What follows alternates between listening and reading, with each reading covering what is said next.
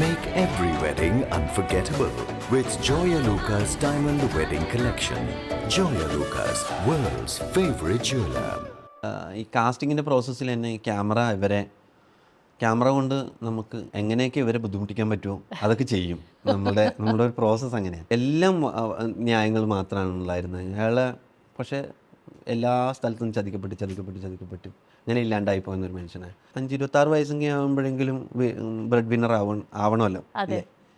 പക്ഷെ എനിക്കങ്ങനെയൊന്നും പറ്റിയിട്ടില്ല. ഞാനതൊന്നും ചെയ്തിട്ടില്ല. ഞാനിങ്ങനെ എൻ്റെ തോന്നിയ അവസ്ഥ നടക്കുകയായിരുന്നു. അപ്പോൾ വൻ ചർച്ച. ഇപ്പോൾ എന്നിട്ട് പിന്നെ ഭരതൻ അവിടെ നിന്നാണ് ചേഞ്ച് ആയത് എന്നൊക്കെ പറഞ്ഞാൽ നമുക്ക് ഒരു ബോധമില്ലാതിരുന്ന സമയത്താണ് ഭരതനെയും പത്മരാജനെയും കെ ജി ജോർജിനെ കുറിച്ച് ചർച്ച ചെയ്യുന്നത്. അന്ന് എനിക്ക് അവിടെ എത്തിയിട്ട് അവിടുത്തെ ചാനലുകളുടെ നടുവിലൊക്കെ നിന്ന് കഴിഞ്ഞപ്പോൾ എനിക്ക് എന്നെക്കൊണ്ട് പറ്റില്ല ഈ പരിപാടി എന്നുള്ളത് മനസ്സിലായി. ഡയറക്ടർമാരുമായിട്ട് യാതൊരു ബന്ധവുമില്ല. അപ്പം നമ്മൾ സിനിമക്കാരാവണമെന്ന് തീരുമാനിച്ചിട്ടേ ഉള്ളൂ. ഇനി അവർ നമ്മളെ വിളിക്കണം.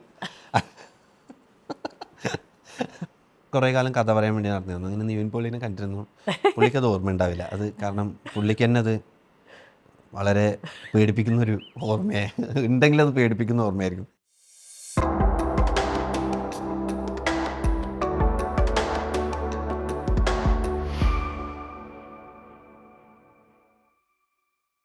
Hello and welcome everybody to the show. 2016 മഹേഷിൻ്റെ പ്രതികാരത്തിൽ നിന്ന് തുടങ്ങി ഇപ്പോൾ 2025 മരണമാസം നിൽക്കുന്ന വളരെ പ്രിയങ്കരനായ നടനാണ് രാജേഷ് മാധവൻ. നമുക്കെല്ലാവർക്കും എനിക്ക് വളരെ പ്രിയപ്പെട്ട ഒരു സിനിമയാണ് മരണമാസ്. പക്ഷെ അതിനകത്തെ വില്ലൻ കഥാപാത്രം stole my heart.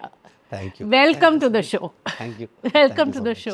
And I am so happy. കാരണം 2016 to 2025 എന്ന് പറയുന്നത് 9-year journey. But in this 9 years ഈ ചെയ്തിരിക്കുന്ന റോൾസ് എത്ര ഡിഫറെൻ്റ് ആണെന്ന് പറയാം. His work as an AD, associate ആയിട്ട് നേരെ കയറി, പിന്നെ കാസ്റ്റിംഗ് ഡയറക്ടർ ആയിരുന്നു കുറേ സിനിമകൾക്ക്. റൈറ്റിംഗ് സൈഡിൽ കൂടെ നടക്കുന്നുണ്ട്.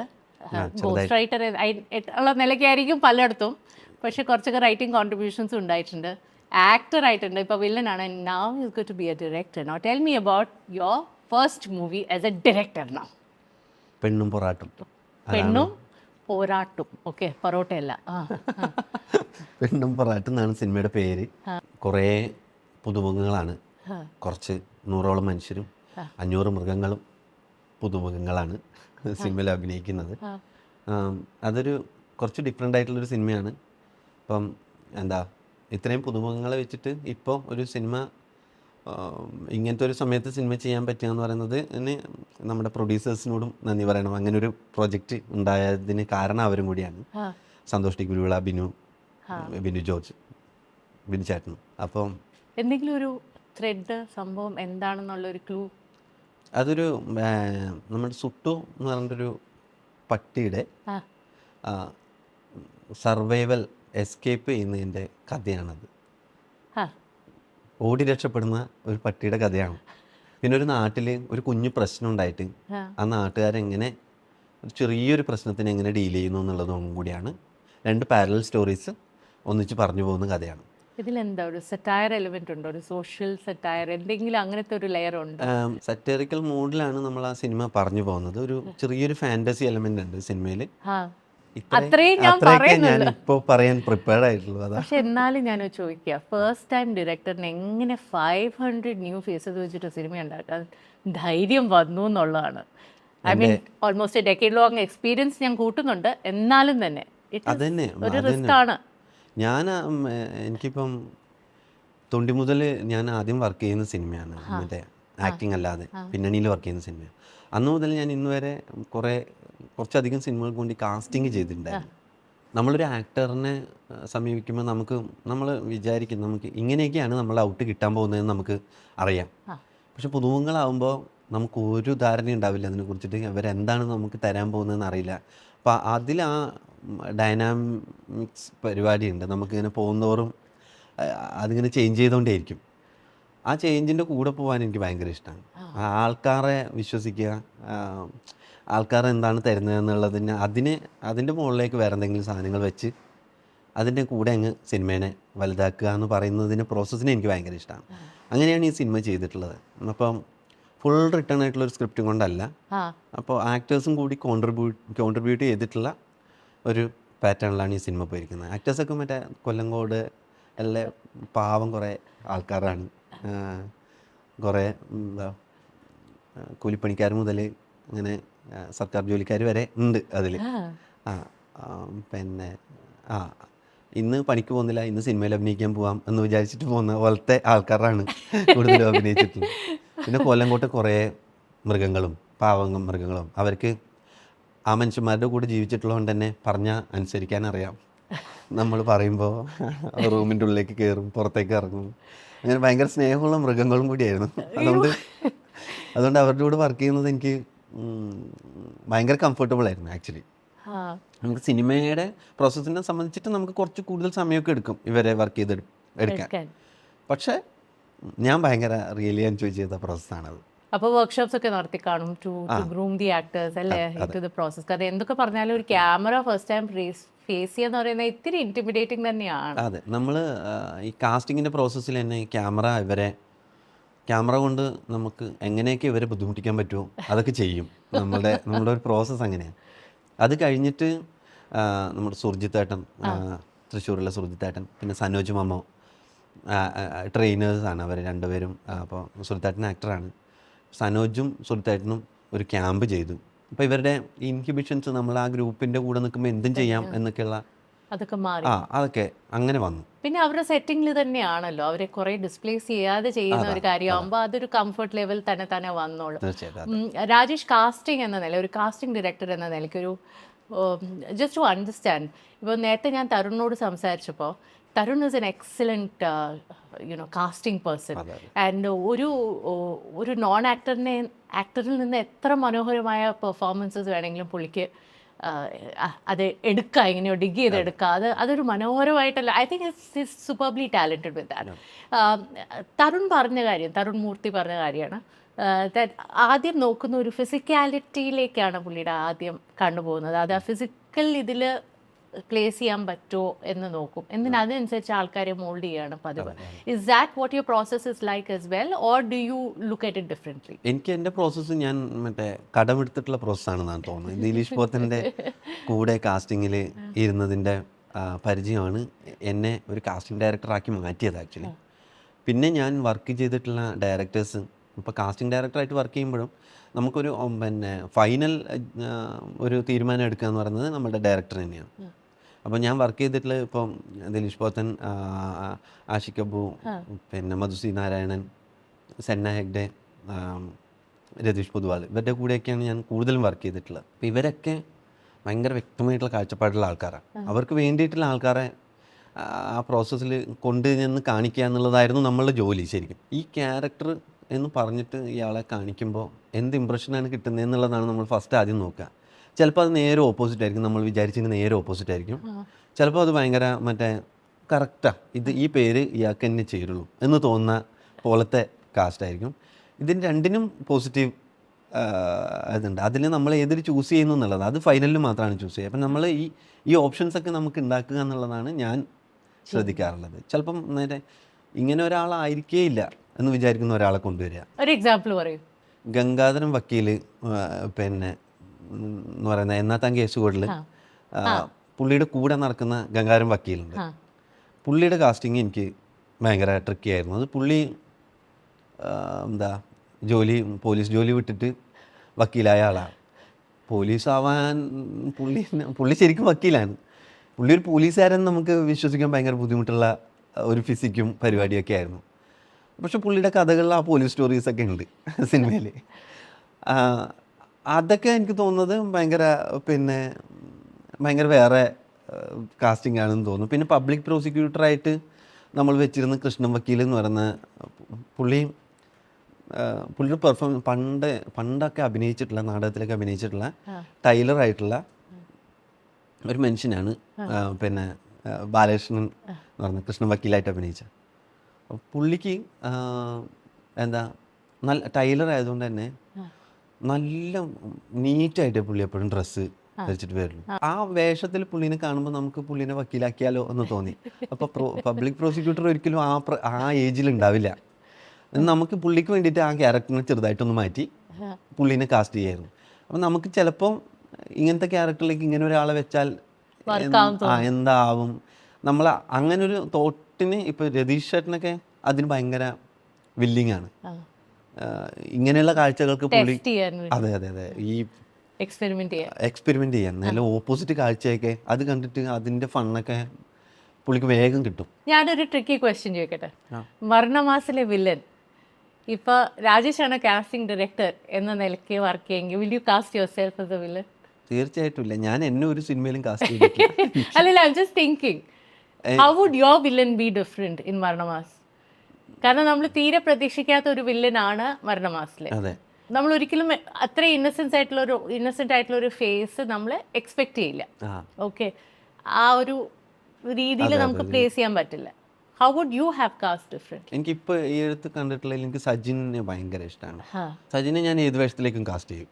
ഇപ്പോൾ അങ്ങനെയുള്ള ഒരാക്ടറാണ്. അപ്പം പുള്ളിനെയാണെന്ന് ഞാൻ കാസ്റ്റ് ചെയ്തതിന് അതിൽ പുള്ളിക്ക് വേറെ ഒരു രീതിയിൽ അത് ചെയ്ത് തന്നേനെ. പുള്ളിക്ക് ആ മീറ്റർ മനസ്സിലായതിനെന്ന് തോന്നിയിട്ടുണ്ട്. ഞാൻ ഒരു കുറച്ച് ക്വർക്കിനെസ് ഉള്ള ഒരു മീറ്ററിലാണ് ആ സിനിമ മൊത്തം പറഞ്ഞത്. ഓവർ ദ ടോപ്പാണ്. അപ്പം അത് മനസ്സിലായി ചെയ്യാൻ കപ്പാസിറ്റി ഉള്ള ഒരാളെ അതിലേക്ക് കാസ്റ്റ് ചെയ്തേനെ ഞാൻ. ആക്ച്വലി എനിക്ക് മരണമാസ് വളരെ ഇൻട്രസ്റ്റിംഗ് ആയിട്ടുള്ള ഒരു എക്സ്പെരിമെൻ്റ് എന്ന നിലയ്ക്ക് എനിക്ക് തോന്നി. കാരണം ഒരു ലെവൽ ഒരു കോമഡി ഉണ്ടെങ്കിലും പക്ഷെ അത് വളരെ ലേഡായിട്ട് വളരെ നുവാൻസ്ഡ് ആയിട്ട് അവർ പ്രസൻറ്റ് ചെയ്യുകയും ചെയ്തു. കുറേ സോഷ്യൽ ഒബ്സർവേഷൻസ് ഉണ്ടായിരുന്നു. എനിക്കത് ഭയങ്കരമായിട്ട് എൻഗേജിങ് ആയിട്ടുള്ള ഒരു സിനിമയായിട്ട് തോന്നി. രാജേഷ്, സിനിമയെക്കുറിച്ച് കുറേ കാര്യങ്ങൾ പറയാനുണ്ട്. പക്ഷേ അതിനു മുമ്പ് ഞാൻ എൻ്റെ വ്യൂവേഴ്സിന് വേണ്ടി പറയട്ടെ. കാരണം എനിക്ക് Rajesh represents a lot of things. കാരണം കാസർഗോഡ് നിന്ന് സിനിമയുടെ സ്വപ്നം കണ്ട് ഈ ഒരു ഇൻഡസ്ട്രിയിലേക്ക് വന്ന് ഈ ഇൻഡസ്ട്രിയിലെ ഒരു സീൻ, ഐ തിങ്ക് മഹേഷിൻ്റെ പ്രതികാരത്തിൽ ഒരു സീനിൽ ആ ഇമ്പാക്റ്റ് ഉണ്ടായി. പതുക്കെ പതുക്കെ ഹീറോ റോൾസ് വരെ, സുമലതയും അല്ലേ ആ പ്രണയ കഥയിൽ ഹീറോ റോൾ ചെയ്ത് പ്രമുഖ റോൾസ് എല്ലാം ചെയ്ത് ഡയറക്ടർ വരെ എത്തിയിരിക്കുന്നു over a period of 10 years. And അതൊരു ചെറിയ അച്ചീവ്മെൻ്റ് അല്ല. It is a dream come true for you. ഒരിക്കലും കാണാതെ ഇവിടെ വരെ എത്തിപ്പെടും എന്ന് അതൊരു റിയാലിറ്റിയായി മാറുമോ എന്നുള്ളൊരു ക്വസ്റ്റ്യൻ മാർക്കോടെ ജീവിച്ച ഒരു വ്യക്തിയുടെ ഒരു ലൈഫ് ജേർണിയാണ്. And I was just waiting for the opportunity to call you Rajesh, to be very honest with you. I want to know this journey and I know ഈ ഒരു ജേർണി ഈ സിനിമയിൽ ഒരു കലാകാരൻ എന്ന നിലയ്ക്ക് വർക്ക് ചെയ്യണമെന്ന് ആഗ്രഹിക്കുന്ന കുറേ വ്യക്തികൾക്ക് and I'm sure it's going to be an inspiration, Rajesh. Thank you. കാരണം പല തലങ്ങളിലാണ് that you have overcome your battles. Tell me about your journey. What was your childhood like? Kasaragod ഞാൻ അവിടെ പോയിട്ടില്ല. എതിരായിട്ടും ആ നാട് ഞാൻ കണ്ടിട്ടില്ല.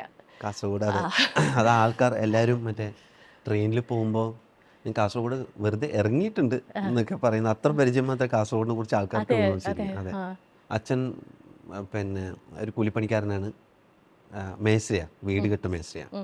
അമ്മ ഹൗസ് വൈഫാണ്. 2 പെങ്ങന്മാരാണ്, ചേച്ചിമാരാണ് എനിക്ക്. അപ്പോൾ ചെറുപ്പത്തിൽ അങ്ങനെ കലയായിട്ട് യാതൊരു ബന്ധമുള്ള ഒരു പാരമ്പര്യമില്ല, അങ്ങനെയൊന്നും പറയാം. എൻ്റെ ചേച്ചി ഒരു നാടകത്തിൽ അഭിനയിച്ചു. ഞാൻ 1ാം ക്ലാസ്സിൽ പഠിക്കുമ്പോഴാണെന്നാണ് എൻ്റെ ഓർമ്മ. സ്കൂളിൽ തന്നെ ഒരു മാഷ് ചെയ്ത നാടകമാണ്, ഭൂതപ്പാട്ട് നാടകം ചെയ്തിരിക്കുകയാണ്. അപ്പോൾ ചേച്ചി ഈ ഭൂതം വേഷം മാറി വരുന്ന പെൺകുട്ടിയായിട്ടാണ് ചേച്ചി അഭിനയിക്കുന്നത്. അപ്പോൾ കുഞ്ഞിനെ വിളിച്ച് പൊന്നുണ്ണി പൂങ്കരളെ ഓലയെഴുത്താണികളെ കൂടെ എറിഞ്ഞോടി വരൂ എന്നൊക്കെ പാടുന്ന ആ പോർഷൻ അത് അഭിനയിക്കുമ്പോൾ എൻ്റെ ചേച്ചിയും മറ്റേ ഒരു ഭൂതമുണ്ട്, ഭൂതം ഇങ്ങനെ മാറി പെട്ടെന്ന് മാറി മറ്റേ ഒരു പുകയിൽ നിന്നൊക്കെ മാറി വന്നിട്ട് ചേച്ചിയാവുന്നത് എൻ്റെ ഓർമ്മയാണ് കേട്ടോ. അത് ചെറിയ ഓർമ്മയാണ് മാത്രമല്ല, എൻ്റെ ഫാൻറ്റസിയിലാണ് അതൊക്കെ കിടക്കുന്നത്. ഇപ്പോൾ എൻ്റെ ചേച്ചി നല്ല സുന്ദരിയായിരുന്നു, ചെറുപ്പത്തിൽ മറ്റേ നല്ലോണം മുടിയൊക്കെ ഉള്ള ഒരാളായിരുന്നു. അപ്പോൾ അവളിങ്ങനെ ഭയങ്കര സ്റ്റേജിൽ ഇങ്ങനെ തിളങ്ങി വരിക, എനിക്കൊക്കെ കാണുമ്പോൾ ഭയങ്കര സന്തോഷം. ചേച്ചി ഇങ്ങനെ വന്ന് ഈ കുട്ടീനെ വിളിച്ച് ചേച്ചി പോകുന്നതാണ്. അത് എൻ്റെ ആ വിഷ്വൽ എനിക്ക് ഭയങ്കരമായിട്ട് ഓർമ്മയുണ്ട്, കുറേ കാലത്തേക്ക് ഓർമ്മയുണ്ട്. അപ്പോൾ സ്റ്റേജിൽ കയറിയിട്ട് ഇങ്ങനെ അന്ന് രാത്രിയൊക്കെ എനിക്ക് മറ്റേ ഇത് കണ്ടതിൻ്റെ ഒരു മറ്റേ ഭയങ്കര ഫീലാണ്. നമ്മൾ സിനിമയൊക്കെ കണ്ടു തുടങ്ങിയതേ ഉള്ളൂ. അപ്പോൾ ആ സമയത്ത് തന്നെ എന്തോ ഒരു ഭയങ്കര സന്തോഷം കാണുമ്പോൾ. ഞാൻ നാടകത്തിനോട് ഭയങ്കര ഇഷ്ടം തോന്നി. അങ്ങനെ സ്കൂളിൽ ഞാൻ കുഴപ്പമില്ലാതെ സ്കൂളിലൊരു നല്ല കുട്ടി എന്നൊക്കെയുള്ള പേരൊക്കെ ഉള്ള ആളായിരുന്നു. ഇപ്പോൾ എന്തെങ്കിലും ഓഡിഷനോ അങ്ങനെ നാടകത്തിന് വേണ്ടിയിട്ട് ഇതൊക്കെ ഉണ്ടാകുമ്പോൾ നമ്മളെയും കൂടി വിളിക്കും. നിങ്ങളൊക്കെ വാ എന്നിട്ട് പോയി നോക്ക് എന്നൊക്കെ പറഞ്ഞ് വെറുതെ വിളിക്കുന്നതാണ്. നമ്മൾ നാടകം എന്ന് കേൾക്കുമ്പോൾ അപ്പോൾ ഈ ഓർമ്മയുള്ളതുകൊണ്ട് ഭയങ്കര സന്തോഷം, ഭയങ്കര ആവേശമുള്ളതുകൊണ്ട് എപ്പോഴും നാടകത്തിന് സെലക്ഷൻ ഉണ്ടാകുന്ന സമയത്ത് പോയി നിൽക്കും. എങ്ങനെയാണ് അഭിനയം അങ്ങനെ പരിപാടിയൊന്നും അറിഞ്ഞിട്ടല്ല, വെറുതെ പോയി നിൽക്കും. അങ്ങനെ 7ാം ക്ലാസ്സിൽ പഠിക്കുമ്പോൾ എനിക്ക് നാടകത്തിലേക്ക് ഒരു കോറസിലാണ് കുട്ടികളുടെ കൂട്ടത്തിൽ നിൽക്കാനുള്ള ഒരാളായിട്ടാണ് കിട്ടിയത്. പക്ഷെ അത് പിന്നെ റിഹേഴ്സൽ ചെയ്ത് കുറച്ച് കഴിഞ്ഞ് കഴിഞ്ഞപ്പോൾ അതിലെ മെയിൻ റോള് ഒരു റിയാക്ഷന് വേണ്ടിയിട്ട് മെയിൻ റോൾ എന്നെ കൊണ്ടൊന്ന് ചെയ്യിപ്പിച്ചു. അപ്പോൾ എന്തോ ഞാൻ കുറച്ച് ദിവസമായിട്ട് നാടകം റിഹേഴ്സൽ ചെയ്തുകൊണ്ടിരിക്കുകയല്ലേ, അന്ന് ചെയ്യുമ്പോൾ ഞാൻ എന്തോ ചെയ്തു, നന്നായിട്ട് ചെയ്തു എന്ന് തോന്നുന്നു. അപ്പോൾ എനിക്ക് ആ വേഷം തന്നു അന്ന്. അപ്പം നമ്മളിങ്ങനെ തീരുമാനിച്ച് വരുന്നേ ഉള്ളൂ ആരാണ് ഏതൊക്കെ വേഷം എന്നൊക്കെയുള്ളത്. എനിക്ക് ആ മെയിൻ വേഷം കിട്ടി. അതിന് എനിക്ക് ബെസ്റ്റ് ആക്ടർ അവാർഡ് കിട്ടി സബ് ജില്ലാ തലത്തിൽ ഫസ്റ്റ്. അപ്പം കൊള്ളാലോ, ഭയങ്കര അനുഭവമാണ്. സ്റ്റേജിൽ ഓരോ നാടകം കളിക്കുമ്പോഴും ഭയങ്കര എന്തൊരു കിക്ക് ഉണ്ട്. അപ്പം ഇതിങ്ങനെ കണ്ടിന്യൂ ചെയ്യണം, തുടർന്ന് പോകണമെന്ന് തോന്നി. അങ്ങനെ ഞാൻ നാടക ക്യാമ്പുകളിൽ പങ്കെടുത്തു, കലാജാഥയിൽ പങ്കെടുത്തു. വേനൽത്തുമ്പി ബാലസംഘത്തിൻ്റെ കലാജാഥ ഉണ്ട്, കലാജാഥയിൽ പങ്കെടുക്കുന്നു. പിന്നെ ഗ്രാജുവലി സൺഡേ തിയേറ്റർ എന്ന് പറഞ്ഞിട്ടൊരു കുട്ടികളുടെ തിയേറ്റർ ഉണ്ടായിരുന്നു കുറ്റിക്കോട്. കുട്ടി രാജേഷിനെ കാണുകയാണ് കേട്ടോ എൻ്റെ മുന്നിൽ എനിക്ക് കാണാം. അതെ അത് ഭയങ്കര നല്ലൊരു സമയമായിരുന്നു. അങ്ങനെ കുട്ടികളുടെ തിയേറ്റർ ഉണ്ടായിരുന്നു. അപ്പം ഞായറാഴ്ചകൾ തോറും അവിടെ തിയേറ്ററിൽ പോയി ഇരുന്ന് ഞങ്ങൾ കുറേ കഥകൾ പറയുക, കഴിഞ്ഞ ആഴ്ച നടന്ന എന്താണെന്ന് വായിക്കുക, പിന്നെ നാടകം കളിക്കുക. ഇതിങ്ങനെ ഞായറാഴ്ചകൾ തോറും കുറേ വർഷങ്ങളോളം 2-3 വർഷത്തോളം 3-4 വർഷത്തോളം ഞാൻ സൺഡേ തിയേറ്ററിൻ്റെ ഭാഗമാണ്. അപ്പോൾ ഇതിൽ അച്ഛനും അമ്മയും എന്തായിരുന്നു, അവരുടെ സപ്പോർട്ട് ഉണ്ടായിരുന്നോ, ചേച്ചിമാരുടെ സപ്പോർട്ട് ഉണ്ടായിരുന്നോ? ആരാണ് ഈ അവിടെ കൊണ്ടുപോയി ഇവിടെ കൊണ്ടുപോയും ഇതിന് ചിലവുണ്ടാവുമല്ലോ, അതൊക്കെ എടുക്കുക, അതൊക്കെ പ്രയാസമായിരുന്നില്ലേ? ഫാമിലിയിൽ നിന്ന് എങ്ങനെയായിരുന്നു? അച്ഛൻ എങ്ങനെയാണെന്നറിയില്ല. അച്ഛൻ 2ാം ക്ലാസ് വരെ പഠിച്ചിട്ടൊക്കെ ഉള്ളൂ. നല്ല വായിക്കും. അന്ന് ഭയങ്കരമായിട്ട് വായിക്കുമായിരുന്നു. നമ്മുടെ അവിടെ മാതൃഭൂമി ആഴ്ചപ്പതിപ്പൊന്നും മേടിച്ച് വായിക്കുന്ന ആൾക്കാരൊന്നും ഉണ്ടായിരുന്നില്ല. അച്ഛൻ ഇടക്ക് മേടിക്കും. എന്ന് വെച്ച് കഴിഞ്ഞാൽ വരിക്കാരനൊന്നുമല്ല, അച്ഛൻ ഇടക്ക് മേടിച്ചിട്ട് വായിക്കുകയൊക്കെ ചെയ്യും. ഞങ്ങൾ പിന്നെ ഒരു ചെറിയ ഫാമിലിയാണ്, ചെറിയ കുടുംബമാണ്, ഒരു ലോവർ ക്ലാസ്സിലൊക്കെ ജീവിച്ചിരുന്ന കുടുംബമായിരുന്നു. ഞങ്ങളെല്ലാവരും ഒരുമിച്ചാണ് കിടന്നുറങ്ങുന്നതൊക്കെ. അപ്പം ചേച്ചിമാർ താഴെ ഉണ്ടാവും, ഒരു സിംഗിള് കട്ടിലാണ് ഞാനും. അപ്പം ഞാൻ അച്ഛൻ്റെ കൂടെയാണ് കിടന്നുറങ്ങുക. അപ്പം അച്ഛൻ രാത്രി കുറേ ഇങ്ങനെ ഇരുന്ന് ഞാനിങ്ങനെ പറയുമ്പോൾ അച്ഛൻ കഥ പറഞ്ഞുതരും. കർണൻ്റെ കഥയാണ് എനിക്ക് എപ്പോഴും കൂടുതൽ ഓർമ്മയുള്ളത്. ഞാനത് റിപ്പീറ്റ് ചെയ്ത് ചോദിക്കാറുണ്ട്, കർണൻ്റെ കഥ ഒന്ന് പറഞ്ഞുതരും. മഹാഭാരതത്തിലെ കഥകളൊക്കെയാണ്, കുറേ പുരാണ കഥകളൊക്കെ പറഞ്ഞുതരും. അന്നും പുള്ളി അത് പറഞ്ഞു തരുമ്പോഴും എനിക്ക് തോന്നുന്നത് അതിൻ്റെ ഭയങ്കര ഹ്യൂമനിസ്റ്റിക് അപ്രോച്ചായിരുന്നു എന്നാണ് തോന്നുന്നത്. ആ കഥ പറയുമ്പോൾ ആൾക്കാരുടെ ഇമോഷൻ വെച്ചിട്ടാണ് പുള്ളി കഥ പറഞ്ഞത്. ഒരിക്കലും അതൊരു ദൈവങ്ങളുടെ കഥയായിട്ട് എനിക്ക് പറഞ്ഞു തന്നിട്ടില്ല പുള്ളി, മനുഷ്യന്മാരുടെ കഥയായിട്ടാണ് പറഞ്ഞു തന്നില്ല. അങ്ങനത്തെ ഒരു അപ്രോച്ച് ഉണ്ടായിരുന്നു അച്ഛൻ എന്നോട് എല്ലാ കാര്യത്തിലും. എന്തുകൊണ്ട് കർണൻ്റെ കഥ റെസൊനേറ്റ് ചെയ്തു? എന്തോ ഒരു പെയിൻ പിന്നെ ഉള്ള കഥയല്ലേ. ഒരാൾ ഒരു തെറ്റും ചെയ്യാതെ ശിക്ഷിക്കപ്പെട്ടുകൊണ്ടിരിക്കുകയാണ്. അയാൾ ചെയ്തതെല്ലാം ഇപ്പോൾ എല്ലാം ന്യായങ്ങൾ മാത്രമാണ് ഉള്ളായിരുന്നത്. അയാളെ പക്ഷേ എല്ലാ സ്ഥലത്തും ചതിക്കപ്പെട്ട് ഇങ്ങനെ ഇല്ലാണ്ടായി പോകുന്നൊരു മനുഷ്യനാണ്. നമുക്ക് ബേസിക്കലി നമുക്ക് ഈ നന്മ എന്നൊക്കെ പറയുന്ന കാര്യത്തിൻ്റെയൊക്കെ അതൊക്കെ മനുഷ്യൻ്റെ ഉള്ളിലേക്ക് കയറാൻ ഏറ്റവും നല്ല കഥകളിലൊന്നാണ് കർണൻ എന്നാണ് എൻ്റെ വിശ്വാസം. എന്നെ അങ്ങനെയാണ് സ്വാധീനിച്ചിട്ടുള്ളത്. അതെ. അപ്പോൾ ഇതിലൊരു പക്ഷേ ഒരു സൈലൻ്റ് ആയിട്ടുള്ള ഒരു വ്യക്തി അമ്മയായിരുന്നു, അതോ അമ്മ അതുപോലെ തന്നെ സപ്പോർട്ട് ചെയ്തൊരു വ്യക്തി, വോക്കലായിട്ട് സപ്പോർട്ട് ചെയ്ത ആളായിരുന്നു? അമ്മ ഭയങ്കര സൈലൻ്റ് ആയിട്ടുള്ള ആളാണ്. അമ്മ ഭയങ്കര പാവാണ്. ഞാൻ വെച്ച് കഴിഞ്ഞാൽ വലിയൊരു ശബ്ദം കേട്ട് കഴിഞ്ഞാൽ അവിടെ വീണു പോകുന്ന അത്രയൊക്കെ ഉള്ളൂ. അമ്മ ഭയങ്കര പാവ. കർണാടകയിലായിരുന്നു അമ്മയുടെ ചൈൽഡ്ഹുഡ്. വലിയ കെയറൊന്നും കിട്ടാത്തതുകൊണ്ടായിരിക്കും അമ്മ ഭയങ്കര എല്ലാറ്റിനെയും കാണുന്നത് ഭയങ്കര പേടിയോടെയും ബഹുമാനത്തോടും കൂടിയാണ് എല്ലാറ്റിനെയും കാണുന്നത്. എല്ലാറ്റിനും വെച്ച് കഴിഞ്ഞാൽ എന്തിന് അങ്ങനെ ഒരാളാണ്. അപ്പം നമുക്ക് ഈ കാര്യങ്ങളിലൊന്നും ഇടപെടാൻ പറ്റില്ല. അമ്മ നമ്മളെ ഇപ്പം ഞാൻ സാധാരണ ഒരു മക്കളൊക്കെ 25-26 വയസ്സെങ്കിൽ ആകുമ്പോഴെങ്കിലും ബ്രെഡ് വിന്നർ ആവണമല്ലോ അല്ലേ. പക്ഷെ എനിക്കങ്ങനെയൊന്നും പറ്റിയിട്ടില്ല. ഞാനതൊന്നും ചെയ്തിട്ടില്ല. ഞാനിങ്ങനെ എൻ്റെ തോന്നിയാവസ്ഥ ഇറക്കിയായിരുന്നു. അപ്പോൾ പക്ഷെ അപ്പോഴും പോയി കഴിഞ്ഞാൽ അമ്മ തൊഴിലുറപ്പിന് പോയിക്കൊണ്ടിരിക്കുകയായിരിക്കും. പിന്നെ വീട്ടിലേക്ക് എത്തിക്കഴിഞ്ഞ് കഴിഞ്ഞാൽ അമ്മ എനിക്കൊരു പിന്നെ തിരിച്ചു പോകാനുള്ള ബസ്സിന് കാശ് അമ്മയുടെ അടുത്ത് നിന്ന് മേടിച്ചിട്ടാണ് വരുന്നത്. അത് തരിക എന്നുള്ളതിനപ്പുറം ജീവിതത്തിൽ വേറെ വലിയ ലക്ഷ്യങ്ങളോ അങ്ങനെ സ്വപ്നങ്ങളോ ഒന്നുമുള്ള ആളല്ല എൻ്റെ അമ്മ. കുറേ ശല്യപ്പെടുത്തിയിട്ടുണ്ടായിരിക്കും അമ്മയും ചേച്ചിമാരെയും അച്ഛനെയും എല്ലാവരെയും. ചേച്ചിമാരെ അത്രയധികം ശല്യപ്പെടുത്തിയിട്ടില്ല, പക്ഷേ ചേച്ചിമാരും എൻ്റെ ഭയങ്കര നല്ല ഫ്രണ്ട്സാണ്, ഭയങ്കര അടിപൊളി ഫ്രണ്ട്സാണ്. അവരെന്നെ ഭയങ്കര കെയർ ചെയ്തിട്ടുണ്ട്. ഞാൻ ഭയങ്കര കെയറൊക്കെ കിട്ടി വളർന്നിട്ടുള്ള ഒരാളാണ്. അതുകൊണ്ട് തന്നെ ഞാൻ എൻ്റെ ബുദ്ധിമുട്ടുകൾ എന്ന് പറയുന്ന സ്ഥലത്തൊക്കെ എനിക്ക് ഇവരൊക്കെ ഭയങ്കര സപ്പോർട്ട് ഉണ്ടായിരുന്നു, ഭയങ്കരമായിട്ട് സപ്പോർട്ട് ചെയ്തു. അപ്പോൾ ഈ സിനിമ എന്നുള്ളൊരു സീഡ് എവിടെയാണ് ഉണ്ടായത്? നാടകം obviously progresses into movies, പക്ഷേ എവിടെയെങ്കിലും ഒരു ഒരു ഒരു തിരിച്ചറിവുണ്ടായിരിക്കുമല്ലോ, എനിക്ക് ഈ ഫീൽഡിലേക്കാണ് തിരിയേണ്ടത്. ആദ്യം കണ്ട സിനിമയാണോ?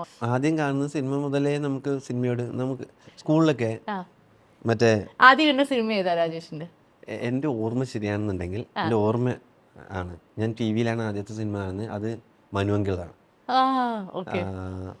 അപ്പം പിന്നെ കുറേ മറ്റേ പുരാണ സിനിമകളും പരിപാടികളും ഒക്കെ നാട്ടിൽ മറ്റേ പ്രൊജക്ടർ കൊണ്ടുവന്ന് ചെയ്യുമായിരുന്നല്ലോ.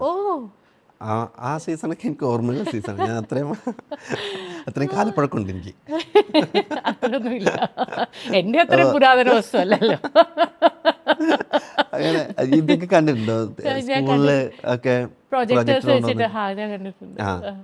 അങ്ങനെ കുറേ സിനിമകളുണ്ട്. കാക്കോത്തി കാവല, അപ്പൂപ്പന്താടികൾ ഞങ്ങൾക്ക് അങ്ങനെയാണ് കാണിച്ചത്. പിന്നെ ഈ കുറച്ച് പുരാണ സീരിയലുകളൊക്കെ നാട്ടിലൊക്കെ അമ്പലങ്ങളിലൊക്കെ വരുമായിരുന്നു. നാഗബാലമ്മ, നാഗമർത്ത് തമ്പുരാട്ടി എന്നൊക്കെ പറഞ്ഞിട്ടുള്ള കുറേ അങ്ങനത്തെ ഇതൊക്കെ പേര് അതാ അതൊക്കെ കാണുമായിരുന്നു. തച്ചോടിയമ്പു, തടവറ, ഇതൊക്കെ ഞാൻ അങ്ങനെയൊക്കെ കണ്ടിരുന്ന സിനിമകളാണ്. അതിൻ്റെ കൂട്ടത്തിൽ എനിക്ക് സിനിമ കണ്ട ഓർമ്മ എനിക്ക് ഇതാണെന്നാണ് എൻ്റെ ഓർമ്മ, മനുവങ്കിളാണ്. അപ്പോൾ എങ്ങനെയാണ് അത് റെക്കഗ്നൈസ് ചെയ്തത് ഞാൻ ഈ ഒരു ഫീൽഡിലേക്ക് വരിക? കാരണം വളരെ ഡിസ്റ്റൻ്റ് ആയിട്ടുള്ള ഒരു ഡ്രീമാണ്. ഒരു തരത്തിലും സിനിമ എന്നുള്ളത് ആഗ്രഹിക്കാൻ പറ്റുന്ന ഒരു സാഹചര്യം അല്ലായിരുന്നു രാജേഷിന്. അപ്പോൾ എങ്ങനെയാണ്? 7-8 ക്ലാസ് പഠിക്കുമ്പോൾ എൻ്റെ ചേച്ചിയോട് പറഞ്ഞിട്ടുണ്ടായിരുന്നു എനിക്ക് എന്താ ആവണ്ടേ. ഞാൻ അതുവരെ പൈലറ്റ് എന്നാണ് പറഞ്ഞുകൊണ്ടിട്ടുണ്ടായിരുന്നത്. എന്തെങ്കിലും വേണമല്ലോ 1ാം ക്ലാസ് മുതൽ നമുക്ക് പറയാൻ, നിങ്ങൾക്ക് എന്താണ് ആഗ്രഹം. അപ്പോൾ എല്ലാവരും പറയും ഡോക്ടർ, എഞ്ചിനീയർ, അങ്ങനെയൊക്കെ പറയുമ്പോൾ കുറച്ച് വെറൈറ്റി എന്ന് തോന്നി. എനിക്ക് നാട്ടിൽ ആരും പറഞ്ഞു കേട്ടിട്ടില്ല അതുവരെ. അതുകൊണ്ട് ഞാൻ പൈലറ്റ് എന്നാണ് പറഞ്ഞിട്ടുണ്ടായിരുന്നു. എനിക്ക് ഉയരം ഭയങ്കര പേടിയാണ് കേട്ടോ. എനിക്കിപ്പോൾ ഇവിടുന്ന് താഴേക്ക് നോക്കുമ്പോൾ തന്നെ പേടിക്കുന്ന ഒരാളാണ്. ഒരു തരത്തിലും ഓക്കെ ആയിട്ടുള്ളൊരു കാര്യമല്ല. അങ്ങനെ ഞാൻ അങ്ങനെ പറഞ്ഞുകൊണ്ടിരുന്നത്. അത് 8ാം ക്ലാസ്സിലെത്തുമ്പോൾ ഞാൻ ചേച്ചിയോട് പറഞ്ഞിരുന്നു എനിക്ക് സിനിമയിലെത്തണം എന്ന് പറഞ്ഞിരുന്നു. എന്താവണമെന്നൊന്നും അറിയില്ല, എന്താണ് ഈ സിനിമയിൽ ചെയ്യുന്നതെന്ന് പോലും അറിയാത്ത ഒരു സമയത്താണ്. ഏതെങ്കിലും ഒരു കാര്യം വെറുതെ പറഞ്ഞാണെന്നുണ്ടെങ്കിലും നമുക്ക് ഉള്ളിൻ്റെ എവിടെയോ അത് തട്ടിയിട്ടുണ്ട് നമുക്ക് തോന്നി, അതിങ്ങനെ കൊണ്ടു നടക്കൂലേ നമ്മൾ. അങ്ങനെ ഒന്നായിരുന്നു സിനിമ. പക്ഷെ സിനിമ എന്ന് പറയുന്ന ലോജിക്ക്, എനിക്ക് ഇതിൻ്റെ ലോജിക്കിനെ കുറിച്ചിട്ട് ആരോടും പറയാൻ പറ്റില്ലല്ലോ നാട്ടിൽ നിന്ന്. എന്ത് സിനിമ മറ്റേ സിനിമ, അതിനു മുമ്പ് സിനിമ എടുക്കാൻ പോയ ആൾക്കാരുടെയൊക്കെ കഥകളേ ഉള്ളൂ. വളരെ കുറച്ച് ആൾക്കാരാണ് അവിടുന്ന് സിനിമയ്ക്ക് പോയിട്ട് ഞാൻ കേട്ടിട്ടുള്ളത്, എനിക്കറിയാവുന്നത്. അതൊക്കെ ട്രാജഡികളുമാണ്. അപ്പം എന്തായാലും ഒരു ട്രാജിക് എക്സ്പീരിയൻസ് പരിപാടി ഭയങ്കര ബുദ്ധിമുട്ടായിരിക്കും. കാരണം എൻ്റെ പോലത്തെ ഒരു ഫാമിലിക്ക് അത് സഹിക്കാനുള്ള അതില്ല, ക്യാപ്പബിലിറ്റി ഇല്ല അവർ. ഞാൻ ഇല്ല. എനിക്ക് ഇതൊക്കെ മനസ്സിലാവും, മറ്റേ വീട്ടുകാരുടെ ബുദ്ധിമുട്ടുകളൊക്കെ നമുക്ക് മനസ്സിലാവും, എന്നെ എങ്ങനെയാണ് പഠിപ്പിക്കുന്നത് അതൊക്കെ നമുക്ക് മനസ്സിലാവും. പക്ഷെ ഞാനതിൽ മറ്റേ എനിക്കതിനുമായിട്ട് ഞാനായിട്ട് ഇത് ഒക്കെ നോക്കണം എന്ന് പറഞ്ഞ എഫേർട്ട് എടുക്കാനുള്ള അത്രയും പക്വതയില്ല, മടിയുണ്ട്. ഇതൊക്കെ കൂടി കലർന്നിട്ടുള്ള രീതിയിലാണ് ചോദിക്കുന്നത്. അപ്പോൾ ഞാൻ ഗ്രാജുവലി ഡിഗ്രിയൊക്കെ കഴിയുമ്പോൾ എൻ്റെ ഒരു സുഹൃത്ത് സംഘമുണ്ട്. ഇപ്പോഴും എൻ്റെ നാട്ടിലെ എൻ്റെ സുഹൃത്ത് സംഘം തന്നെയാണ്. അപ്പം ഞങ്ങളൊക്കെ ഇങ്ങനെ ഒരു സാംസ്കാരിക നിലയത്തിൻ്റെ മുകളിലിരുന്നിട്ട്, പഞ്ചായത്തിൻ്റെ സാംസ്കാരിക നിലയത്തിൻ്റെ മുകളിലിരുന്നിട്ട് ചർച്ചയൊക്കെ ചെയ്യും. ഭയങ്കര ചർച്ചകളാണ്, ഭയങ്കര വലിയ ചർച്ചകളാണ്. ഇതൊക്കെ സിനിമയിൽ ഏതൊക്കെയോ സിനിമയിൽ സീനായിട്ട് വരാൻ പോകുന്ന കാര്യങ്ങളാണ്, അറിയില്ല നോക്കാം. അപ്പോൾ വൻ ചർച്ചകൾ. ഇപ്പോൾ എന്നിട്ട് പിന്നെ ഭരതൻ അവിടെ നിന്നാണ് ചേഞ്ച് ആയത് എന്നൊക്കെ പറഞ്ഞ് നമുക്ക് ഒരു ബോധമില്ലാതിരുന്ന സമയത്താണ് ഭരതനെയും പത്മരാജനെയും കെ ജി ജോർജിനെ കുറിച്ച് ചർച്ച ചെയ്യുന്നത്. ഈ ചർച്ച ചെയ്യാനുള്ള ആൾക്കാരാണ് എന്നുള്ള പോലൊരു തോന്നലുണ്ടായിരുന്നു. ഇതധികം ആൾക്കാരൊന്നും ചർച്ച ചെയ്യുന്ന കാര്യമല്ല. നമുക്ക് ഇതെന്താ ഇത് ഇത്ര ഭയങ്കര ത്രിൽഡാണല്ലോ നമ്മൾ ഈ പരിപാടികൾക്ക് സംസാരിച്ചിട്ട്. നമ്മൾ ഈ മേഖല സ്ഥലത്തിൽ നിൽക്കേണ്ട ആൾക്കാരായിരിക്കാം എന്നൊക്കെയുള്ളൊരു തോന്നുന്നുണ്ട്. അപ്പോഴേക്കും നാടകമൊക്കെ ഉണ്ട്, കുറച്ച് തിയേറ്റർ നാടകങ്ങളൊക്കെ. ഡിഗ്രി കഴിഞ്ഞപ്പോൾ ഒരു സാമ്പത്തിക അവസ്ഥയൊക്കെ വെച്ചിട്ട് ഞാൻ ഒരു മാർക്കറ്റിംഗ് ജോലിക്ക് വേണ്ടിയിട്ട് മംഗലാപുരത്തേക്ക് പോകാനാണ് തീരുമാനിച്ചിരുന്നത്. പക്ഷേ സാഹചര്യവശാൽ നാട്ടിൽ ഞങ്ങൾ പിന്നെ എന്താ ചെറിയൊരു കുസൃതി ഒപ്പിച്ചു. അതെന്താണെന്ന് ഞാൻ പറയില്ല.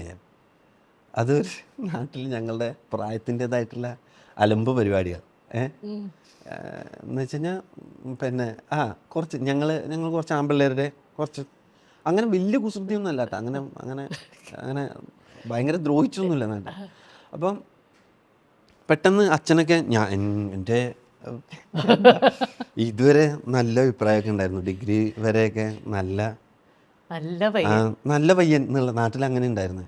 പെട്ടെന്ന് എനിക്ക് കുറച്ച് മാധവൻ്റെ മോൻ ഇങ്ങനെയൊക്കെയുള്ള ഒരു രീതിയിൽ സംസാരമൊക്കെ വന്നു കഴിഞ്ഞപ്പോൾ അച്ഛൻ പേടിച്ച്. ഞാനാണെന്നുണ്ടെങ്കിൽ മംഗലാപുരം പോയി ജോലി അന്വേഷിക്കാൻ, ജോലിയൊന്നും കിട്ടിയില്ല.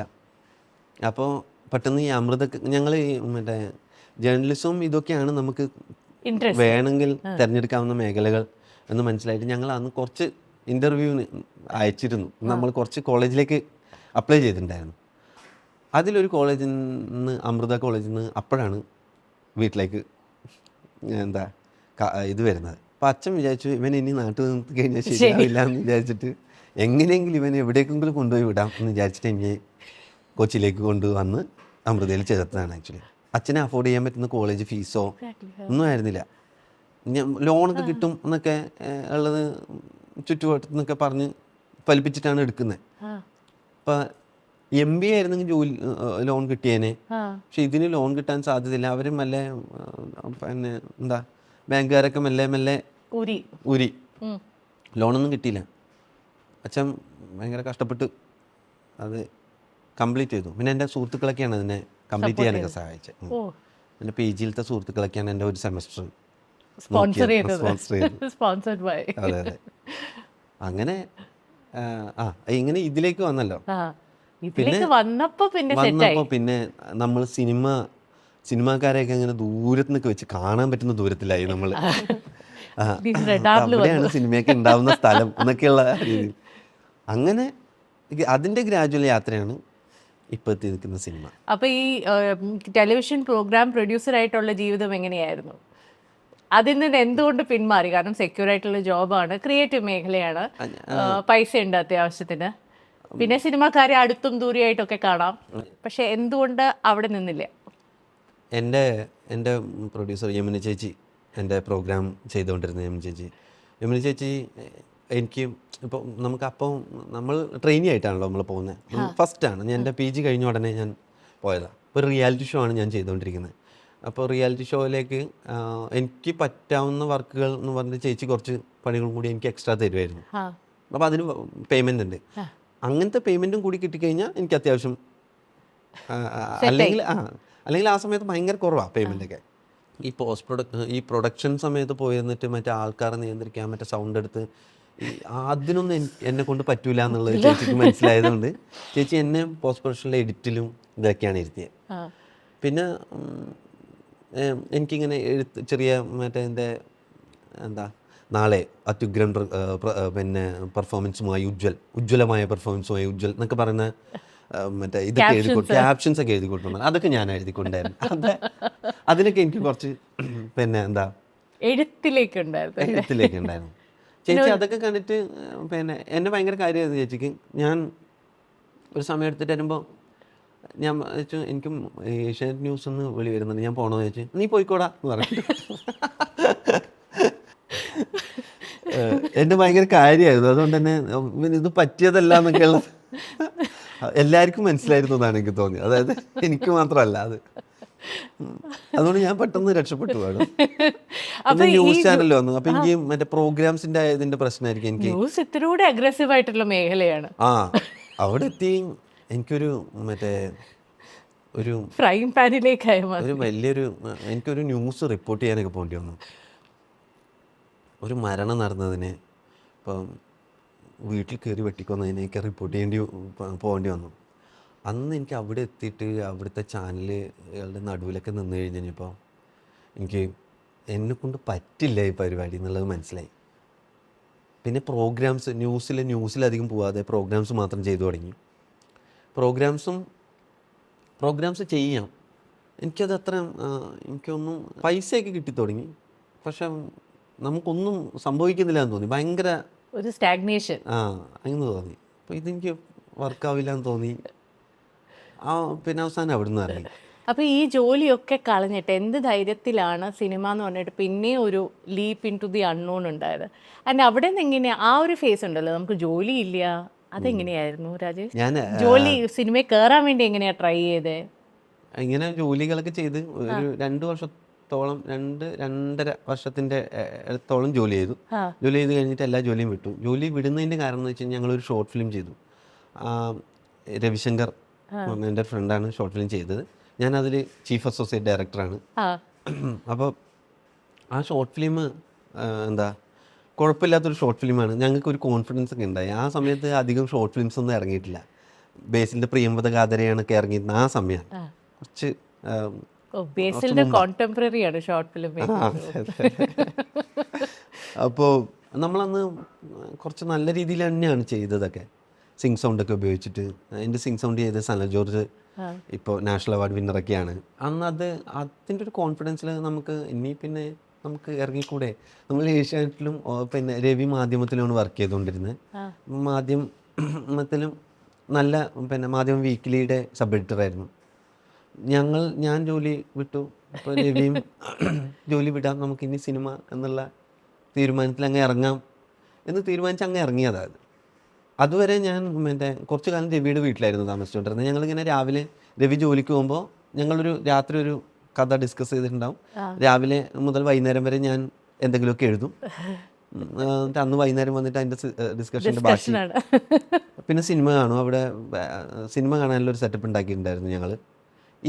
ഇങ്ങനെ ഒരു 6-7 മാസക്കാലം അങ്ങനെ അവിടെ മാത്രം ജീവിച്ചിട്ട് പോയി കുറച്ച് കാലം. ഒന്നും വേറെ വരുമാനമൊന്നുമില്ല. വരുമാനം എന്ന് വെച്ച് കഴിഞ്ഞാൽ ഞാൻ ഈ PG പഠിക്കുമ്പോൾ കുറേ സാധനങ്ങൾ പഠിച്ചിട്ടുണ്ടായിരുന്നു. എൻ്റെ കൂടെ എഡിറ്റിങ്, ഫോട്ടോഗ്രാഫി, ഇതൊക്കെ പഠിച്ചിട്ടുണ്ടായിരുന്നു. അപ്പം ഫോട്ടോഗ്രാഫേഴ്സിനെ പോലെ അഭിനയിച്ചിട്ട് കുറച്ച് കാലം നടന്നു. ഞങ്ങൾക്ക് അറിയാവുന്ന അപ്പർച്ചർ കുറച്ചൊന്ന് ഓപ്പണാക്ക്, ഇതൊക്കെ പറയാൻ അറിയുന്ന ഒരു പരിപാടി ആയതുകൊണ്ട് അത് കുഴപ്പമില്ലാതെ പോയിരുന്നൊരു സാധനമായിരുന്നു. അങ്ങനെയൊക്കെ ചെറിയ വരുമാനം കിട്ടും, അതുകൊണ്ട് അങ്ങ് പോവുക. അങ്ങനെ കുറച്ച് കാലം ജീവിച്ചിരുന്നു. ഡയറക്ടർമാരെ കാണാൻ പോയിരുന്നോ? ഇല്ല. ഡയറക്ടർമാരുമായിട്ട് യാതൊരു ബന്ധവുമില്ല. അപ്പം നമ്മൾ സിനിമക്കാരാവണമെന്ന് തീരുമാനിച്ചിട്ടേ ഉള്ളൂ. ഇനി അവർ നമ്മളെ വിളിക്കണം. അതാണ് മൈൻഡ് സെറ്റ്. ശരിക്കും അയ്യോ, അങ്ങനെ എങ്ങനെ പറഞ്ഞു കഴിഞ്ഞാൽ എന്ന് വെച്ച് കഴിഞ്ഞാൽ നമ്മൾ കുഴപ്പമില്ലാത്ത ഷോർട്ട് ഫിലിമൊക്കെ എടുക്കുന്നുണ്ട്, നമുക്ക് നാളെ പോയി കഴിഞ്ഞാൽ നമ്മൾ നല്ല സിനിമ എടുക്കും എന്നൊരു തോന്നൽ. അതായിരിക്കും ആ പ്രായത്തിൽ എല്ലാവർക്കും തോന്നിയതെന്നാണ് എനിക്ക് തോന്നുന്നത്. പിന്നെ കുറച്ച് യാഥാർത്ഥ്യത്തിലേക്കൊക്കെ ഇറങ്ങിക്കഴിയുമ്പോഴാണ് ഇത് അത്ര എളുപ്പമൊന്നുമല്ല, കുറച്ച് പണിയൊക്കെ ഉണ്ട് എന്നൊക്കെ മനസ്സിലാവുന്ന കുറച്ചും കൂടി കഴിഞ്ഞിട്ടാണ്. അപ്പം ഞങ്ങൾ എന്നിട്ട് ആ ഒരു ധൈര്യത്തിനും ജോലിയൊക്കെ വിട്ടിട്ട് എറണാകുളത്ത് വന്നു നിന്ന്. എറണാകുളത്ത് അമലേട്ടൻ്റെ വീടിൻ്റെ അടുത്താണ് ഞങ്ങൾ താമസിച്ചിരുന്നത്. അപ്പം അമലേട്ടൻ്റെ വീടിൻ്റെ മുമ്പിലൂടെ പോകുമ്പോൾ ഇങ്ങനെ പുറത്തേക്ക് എത്തി നോക്കും അമലേട്ടനെ കാണുമെന്നുള്ളത്. അതാണ് ഞങ്ങളുടെ ആകെയുള്ള ബന്ധം എറണാകുളത്തേക്ക് വരുമ്പോൾ. പിന്നെ ശ്യാമേട്ടനെയും ദിലീഷ് പോത്തനെയൊക്കെ ഗ്രാജുവലി പരിചയപ്പെട്ടു. ഉണ്ണിമായി ഷോർട്ട് ഫിലിമിൽ വർക്ക് ചെയ്തിരുന്നുണ്ട്. അങ്ങനെയാണ് ജീവിതത്തിലൊരു വഴിത്തിരിവുണ്ടാകും. എത്രയോ പ്രാവശ്യം കണ്ട സിനിമയായിരിക്കും, എന്നാലും പുള്ളിയുടെ കണ്ണൊക്കെ നിറയും. നമുക്കിങ്ങനെ പിറകിലോട്ട് നോക്കിക്കഴിഞ്ഞാൽ പുള്ളി ഇങ്ങനെ ചിരിച്ചുകൊണ്ട് കണ്ണൊക്കെ നിറഞ്ഞ് കണ്ണൊക്കെ ഒഴുകി. എനിക്കൊക്കെ പറയാനുള്ളതെന്ന് വെച്ച് കഴിഞ്ഞാൽ, ഞാൻ ഈ കാസർഗോഡ് നിന്ന് അങ്ങനെ ഒരു സ്ഥലത്തുനിന്നും അവിടുന്ന് സിനിമ സ്വപ്നം കാണാൻ ഭയങ്കര ബുദ്ധിമുട്ടായിരുന്നു. അവിടുന്ന് ഞാൻ ഇവിടത്തേക്കൊക്കെ എങ്ങനെയെങ്കിലുമൊക്കെ എത്തിയിട്ടുണ്ടെന്നുണ്ടെങ്കിൽ ഇത് ആർക്കും എത്താവുന്നൊരു സ്ഥലം തന്നെയാണ്. പണ്ട് നമ്മൾ ക്രിസ്റ്റഫർ നോളനെ ആയിരുന്നു എല്ലാവർക്കും അറിഞ്ഞുകൊണ്ടിരുന്നത്. ഇന്ന് ക്രിസ്റ്റഫർ നോളനെ എല്ലാവർക്കും അറിയാം. അന്ന് ക്രിസ്റ്റഫർ നോളനെ അറിയുന്നവർ അങ്ങനെ ഒരു പ്രൗഡായിട്ട് നടക്കുന്ന സാധനം. ഞാൻ പറഞ്ഞു, അച്ഛാ, ഞാൻ എൻ്റെ സിനിമയ്ക്ക് കാണിക്കാൻ വേണ്ടിയിട്ട് ഞാൻ നിങ്ങളെ കൊണ്ടുപോവാണ്, അപ്പം നിങ്ങൾ വരുന്നില്ല എന്നൊക്കെ പറഞ്ഞു കഴിഞ്ഞാൽ എനിക്ക് വിഷമാവില്ലേ, നിങ്ങൾക്ക് അങ്ങനെ ചിന്തിച്ചൂടെ? അപ്പോൾ അച്ഛൻ വരാം എന്നൊക്കെ പറഞ്ഞു. അങ്ങനെയൊക്കെയാണ് സിനിമക്കൊക്കെ വന്നിട്ട്. അപ്പം സിനിമയിലുള്ള എല്ലാ ചേട്ടന്മാരും ചേച്ചിമാരും പറഞ്ഞിട്ടുണ്ട്, കല്യാണം കഴിക്കല്ലേ മോനെ, അത് പ്രശ്നമാണ് എന്ന് പറഞ്ഞില്ലേ? അത് പറഞ്ഞിട്ടുണ്ട്. അത് ഞാനും ഇപ്പോൾ ഇനി വരുന്ന ആൾക്കാരോട് പറയാനും പോവാണ്.